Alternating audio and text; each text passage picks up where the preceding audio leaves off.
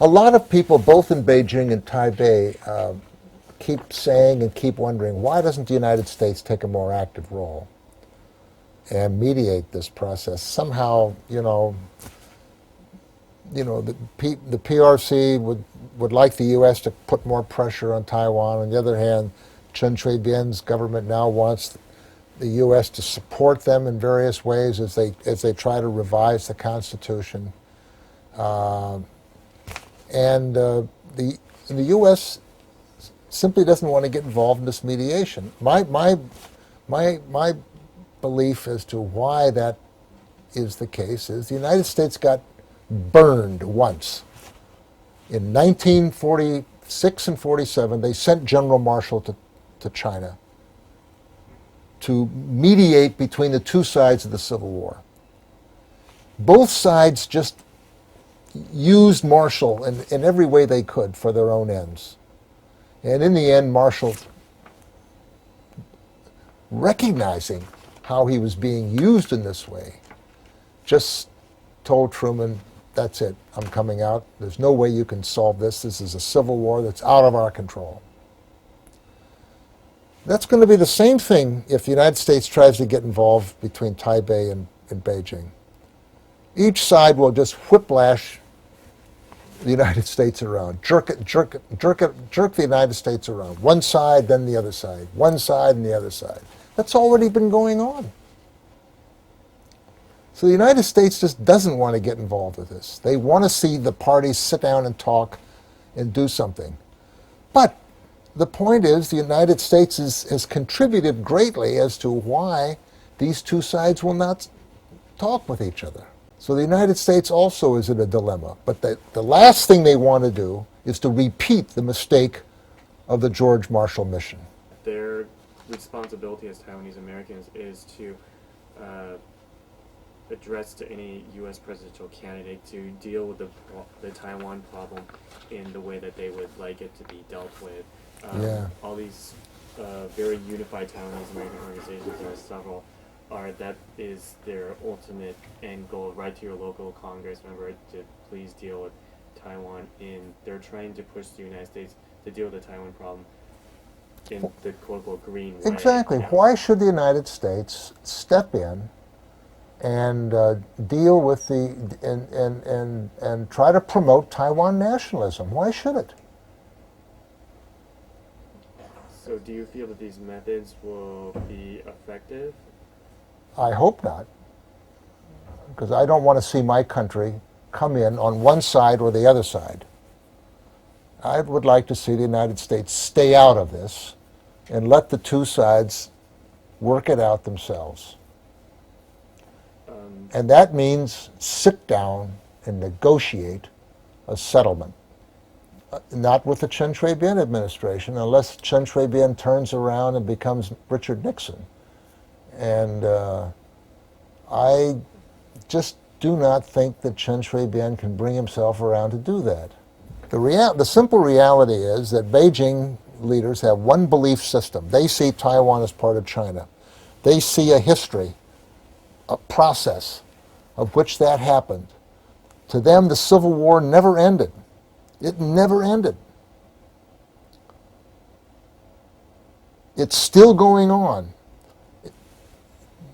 But they're restraining themselves from using any force because they want the people of Taiwan to come and join China as brothers. That's their wish and hope. But they don't have an awful lot to offer the Taiwan people. They don't have a lot of incentives except, look, we have this big growing economy, come and join us and get rich and work with us. But that's not, I'm afraid, enough of an incentive for a lot of the people in Taiwan now to take seriously. But my position is the Green Alliance camp is not being very realistic, and they don't understand the complexity of the history of Liang'an Guanxi, to realize that China has a position They have a mindset. They have a sense of history. And they're not going to tolerate forever Taiwan going down the slippery path of Taiwan nationalism to where it can just become an ordinary state like Guatemala or Argentina or France and do any damn thing it wants. That's not what Beijing has in mind. And in the end, they will use force to prevent that. And the simple fact of the matter is that Taiwan could play a great role in changing China. One of its great destinies is to be the catalytic force that could really change China. And I don't mean getting in bed and, you know, that sort of thing with Chinese autocracy or Communist Party dictatorship. But I do mean setting up some arrangement like a Banglian, or what I would call a China Commonwealth, in which the ROC and the Constitution on Taiwan is representative of something called One China, or Taiwan China, or whatever you want to call it. And so the sovereignty of something called China can be shared by these two different respective governments. One's a pygmy, the other's a giant. But this pygmy has a lot of power and a lot of moral power. And I think Taiwan has a lot of leverage, a lot of potential power that it could exert and use. But this current government that's just been reelected, I don't think has good reasoning or good common sense as to know how to deal with China. I feel that there is a very strong dependency on the United States to protect. Well, Taiwan that's a from big China. mistake. I'll tell you, that's a big mistake. Because the United States has too many interests in China. They have too much tied up in China, I think, to let Taiwan do what it wants to do, and yet think that they can get the United States blessing to do what it wants to do. They're unsatisfied with President Bush's comments towards we are pro-status quo. They're saying that he's not Right. really doing anything. Right. I'm sure What's they're very unhappy. Right. What do you feel about President Bush's comments? Frankly, I've always thought that for a long time that the United States should not get involved in selling arms and making it possible and giving Taiwan every incentive not to sit down and talk with China. They don't need those incentives. The incentives they need is to figure out a way how they can talk with China from a position of strength in which they can work out a relationship with China in which they will have an equivalence of power and influence to determine the course of Chinese history itself. How can they achieve that position of strength? They can do that through arranging something called a Banglian arrangement. I've written some things about that, and I'd be quite happy to share them with you. But to continue to support Taiwan nationalism in the power structure that exists in Northeast Asia today is not to the best interest of the United States, and it's not to the best interest of Northeast Asia. Taiwan can still reform its constitution as long as it doesn't destroy the basis of that the Constitution represents the Republic of China. But they have to face the political realities that they are the product of a civil war. And that civil war has got to be resolved in some way to satisfy the Chinese side. But it doesn't have to be done in a way to jeopardize Taiwan's democracy or national security, in no way. But they don't trust China because the one China two policy system, they see it as a There's huge failure in Hong Kong. a lot of good reasons why they don't trust China, and it seems to me that they can do some tough bargaining to get the Chinese to come clean on some things, because the Chinese have got to build some trust, or they're going to have problems. And this is one of the problems that that Beijing has got to address, and it hasn't done so in the way that I think it's necessary. There's also great disparity between green and the blue side as far as how much the United States is actually willing to commit military-wise. People on the blue side believe the United States is going to do what's best for itself and might not hold on to their promise, the Taiwan Relations Act, and people on the green side are very confident that the United States will defend Taiwan at all costs against an invasion. Why does this? I think both sides are deluding themselves, and both sides don't understand the complexity of our political system, especially the Congress and especially the executive branch of the government. And you've got to put all this, this Liang'an Guanxi problem has to be put into the large global context today. I mean, we're fighting a war on terrorism. This administration is trying to bring democracy to the Middle East. It's involved in big, super world problems. And this little problem out here of Taiwan and mainland China, if they can't sit down and talk about this and solve it, something's wrong with them. I mean, that's the attitude in the White House now, more and more. It's only in the right-wing think tanks like Heritage and other places that kind of noise comes out and influences a few deluded fools in Taiwan. I'm sorry to use that term, but I think that's correct. These people in Taiwan now in the government who think that what they hear from Heritage is what's going to happen from the Bush administration are not being very realistic.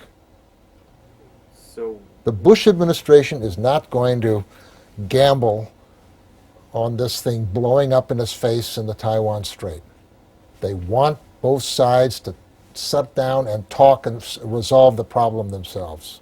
If there's any people in the KMT that believe that the United States is going to step in or not step in, I don't think they understand the politics that takes place in Washington. I mean, I do think the KMT leadership has a better understanding of what's going on in Washington. But they don't have the lobbying influence now that the Green camp does. Well, in the next year or two, we don't know what's going to happen in the world situation at all. It's too hard to predict.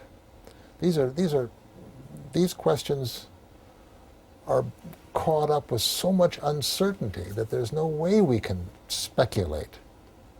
And if we do speculate and talk about this scenario or that scenario, it's just playing games. We don't have our political science and international relations doesn't have a theory that can sit down and really predict outcomes here in any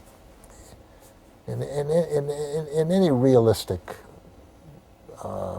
predictive way.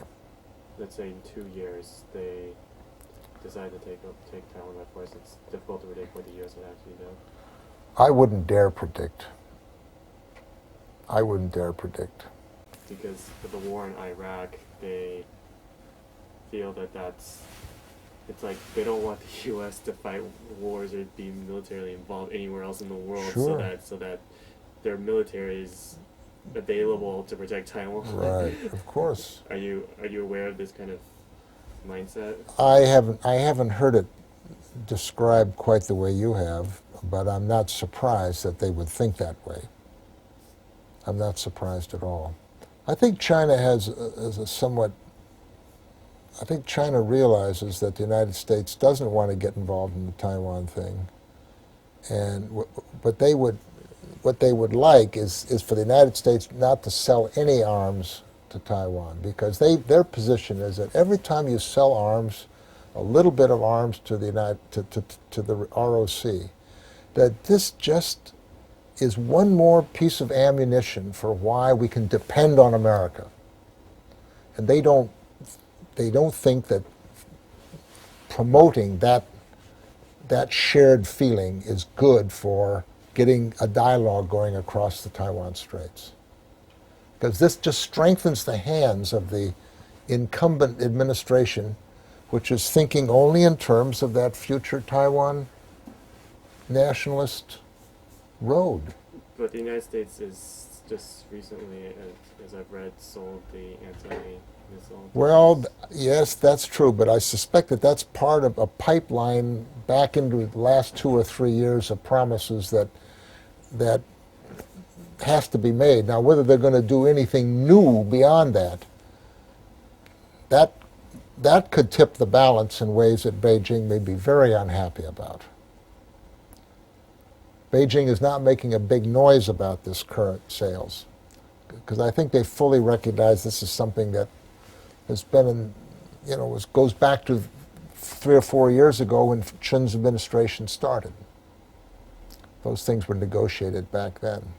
President Chen, if he really wants to give the people in Taiwan a sense of strong national security, he should speak out in his inauguration date very carefully exactly what kind of reform of the Constitution he wants to undertake. And does he expect that this new constitutional government then will begin to have relations with other countries and states? Does he have any intention, once he's done that, to sit down and talk with China about how they can resolve the Civil War misunderstanding? The fact that Chen Shui-bian says nothing clear and precise about where he wants to take Taiwan, except in these broad generalities, which makes many people, including myself, believe that he really is thinking only of setting up a Taiwan Republic. So you can see then that Beijing looks at this leadership in Taiwan and they say, we can't sit down and talk with this guy. He's not sincere. He just wants to push the envelope until finally he has in place a new sovereign nationalist government that then he can go out to the United Nations and he can go to all these other states and say, look, we're a new country now and we'd like to have relations with you. Beijing is not going to allow that either. Beijing has arrangements with 161 countries in the world that all say Taiwan is part of China. Do you think these 161 countries are going to change their minds to support Taiwan's new constitutional Taiwan government? I don't think so. And I think Beijing has enough clout that it would keep those 161 countries under its control. So what is Taiwan going to do? I know what it ought to do, but it's not doing that. It's doing something else. It's following this path that Li Tung-Hui and Chen Shui-bian believe somehow that in their deluded way that they can get away doing this and China isn't going to do anything. And lo and behold, when the going gets difficult, they can depend on their old friend in Washington. And what is it in the interest of its old friend in Washington to help Chen Shui-bian? What do we get out of it? What is the big incentive for us to help Chen Shui-bian? I don't see any incentive at all. Chen Shui-bian is a headache. He's a troublemaker. And everything he does is ruining relations between Washington and Beijing. And the best thing that Chen Shui-bian should do is to sit down and figure out how Taiwan can coexist with mainland China, keep its democracy, build its prosperity, and have a favorable influence on what happens in China. Now, that's not enough for Li Tung-Hui and Chen Shui-bian and all their supporters in the Green Party. I know that. But there's going to be a time when the choice is even worse than it is right now. And I'm saying that now is the time where they should be realistic and realize that they have to talk with China and figure out a way to live with China. That's the way I see the current realpolitik of cross-strait relations. That's your advice to this? That's my advice to all the officials, party people in the Green camp. You've got to figure out a way to get the best deal from Beijing, and I believe they can get the best deal from Beijing because Beijing doesn't want a war. Beijing wants good relations with Taiwan because a war would be calamitous to Taiwan, to China, and very likely the United States if all three parties got involved. It would be calamitous. It would be too horrible to contemplate the possibilities that could happen. So what we need to do is to figure out a way in which Taiwan can preserve its real democracy, perfect that, and work with China to reduce the military burdens for both sides, to develop a better integrated market economy so both sides can prosper more. And finally, Beijing has got to provide some incentives for Taiwan to have a status in the world community as a nation state, as a nation state which shares the sovereignty of China. Under its constitution, that it represents the Republic of China. In the big competition, you see, that would follow from that kind of an arrangement, the future competitive tensions between these two societies would mean this. Are the people in mainland China going to continue to go the way that the Communist Party thinks is best? Or might they think that the ROC type of China is the better way to go? And this is where Taiwan could really, really play a great mission in Northeast Asia. A friend of mine in Shanghai has told me that the media in China has made the Taiwan election, they've emphasized the Taiwan election was a total joke and are saying, well, kind of like, ha ha, like, look, they have democracy over there, but nothing gets done. All they do is fight, and therefore our economy is doing so well, and therefore this has made the Communist Party's position tougher in terms of media tougher, stronger and better.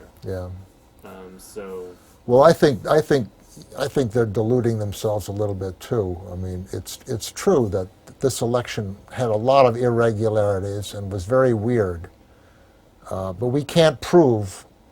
We don't have the evidence to completely prove that as the case, nor do we have the judicial system that could probably treat it in a fair and open-minded way.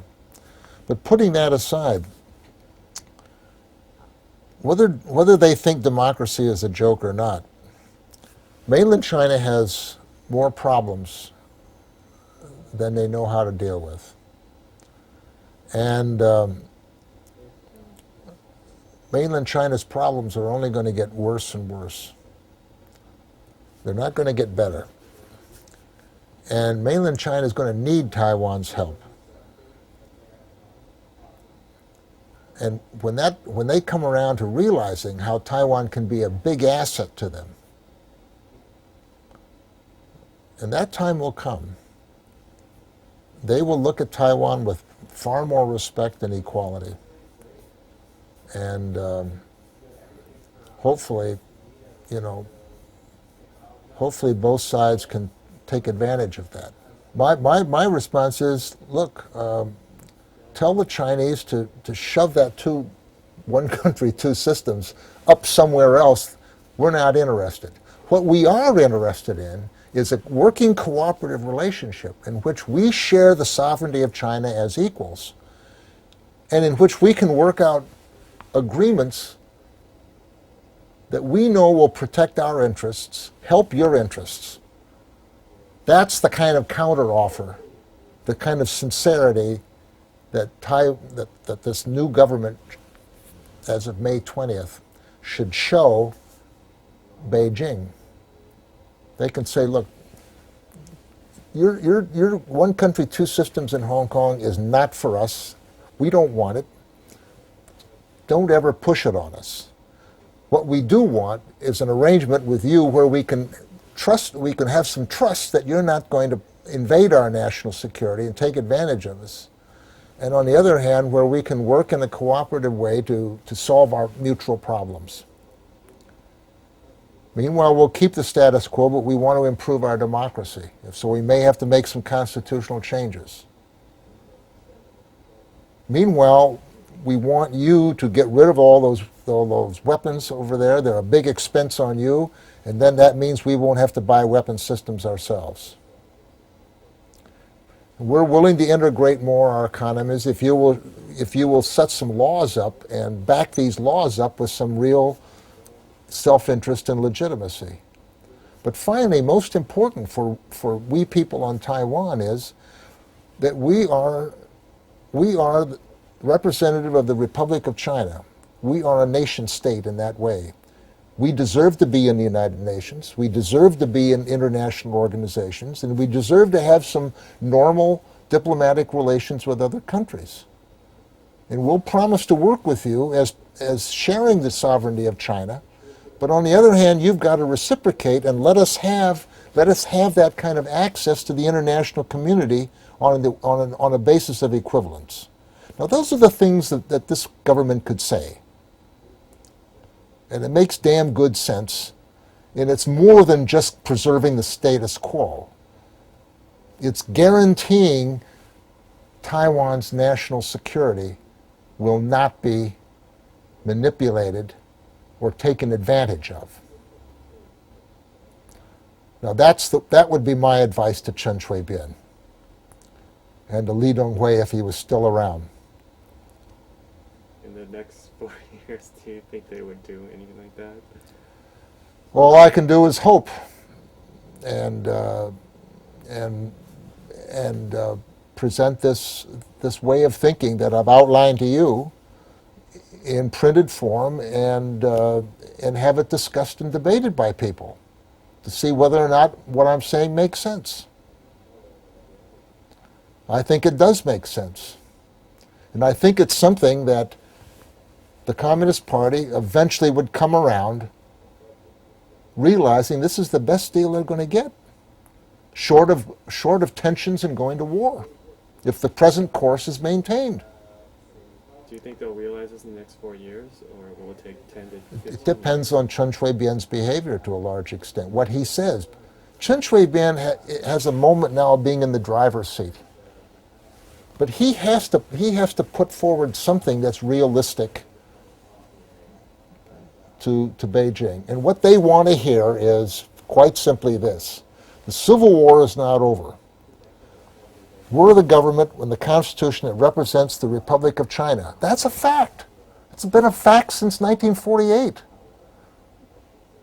They don't feel that way. Well, if the green camp can't come around to that way of thinking, and they're going to go ahead and set up their own damn constitution for the Republic of Taiwan, that's asking for war. And it will come. They don't identify, because that's the KMT's mess. That's Well, not our mess. Well, I hear you. I hear you. And this is why I think if the KMT had won the election, they might have been able to educate the losers to come around to their way of thinking. But right now, being the outsiders and being the losers themselves, it's very hard for the KMT to get that message across. But I think that's the only message the KMT can offer, and offer Beijing, and in that way maintain the status quo, but in a much more enhanced, better way for Taiwan.